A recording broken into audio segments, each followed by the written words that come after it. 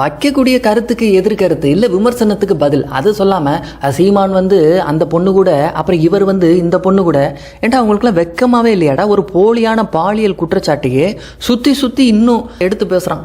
பெண்களை பற்றி பேசுறதுக்கு சீமானுக்கோ நாம் தமிழருக்கோ ஏதாவது தகுதி இருக்கா? நான் கேட்குறேன்.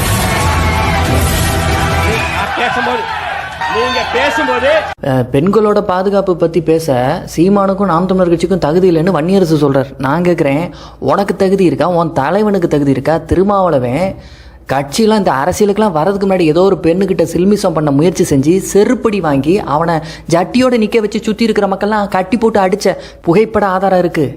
அது மட்டும் இல்லாமல் கவிதா அப்படிங்கிற ஒரு பொண்ணை கல்யாணம் பண்ணி ஏமாற்றி நர் ரோட்டில் விட்டுட்டு வந்துட்டாப்புல. இன்றைக்கி அந்த பொண்ணு புகார் அளிக்குது, காவல்துறையிட்ட மனு கொடுக்குது. இப்படி பலரோட வாழ்க்கையில் விளையாடி சீரழிச்சவனை தலைவனாக வச்சுக்கிட்டு நீ எல்லாம் பேசலாமா? பொம்பளையை பற்றி திமுக காரன் பேசலாமா?